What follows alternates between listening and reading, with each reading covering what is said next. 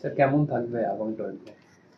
তো প্রথম কথা মৌসুমি বায়ু নিয়ে বলা যাক। মৌসুমি বায়ু তো আজকেও আপনার পশ্চিমবঙ্গে আর অগ্রসর করেনি, যেখানে ছিল সেখানেই আছে। তবে আগামী 2-3 দিনে পশ্চিমবঙ্গের বাকি অঞ্চলগুলিতে দক্ষিণ পশ্চিম মৌসুমি বায়ুর অগ্রসর হওয়ার সম্ভাবনা আছে।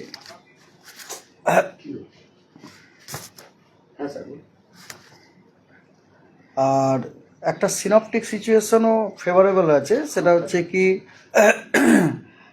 পশ্চিম মধ্য এবং তৎসংলগ্ন উত্তর পশ্চিম বঙ্গোপসাগরে একটা ঘূর্ণাবর্ত অবস্থান করছে। সেই ঘূর্ণাবর্তটি ভূমিপৃষ্ঠ থেকে 0.9 কিলোমিটার থেকে শুরু করে 5.8 কিলোমিটার পর্যন্ত বিস্তৃত। এবং এই ঘূর্ণাবর্তটির যে অক্ষ, সেই অক্ষটি উচ্চতার সাথে সাথে দক্ষিণ পশ্চিম দিকে ঝোঁকার একটা টেন্ডেন্সি আছে।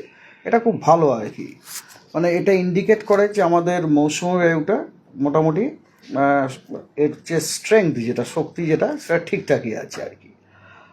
আর আমাদের মনে হয় যে আগামী 24 ঘন্টা বা 48 ঘন্টাতে ওই ঘূর্ণাবর্তটি সমুদ্রপৃষ্ঠতে একটি লো প্রেশার রূপ ধারণ করতে পারে। তবে এটা হচ্ছে আমার পার্সোনাল মতামত আর কি, কারণ গতকাল ঘূর্ণাবর্তটি ছিল 1.5 কিলোমিটার থেকে 5.8 কিলোমিটার পর্যন্ত।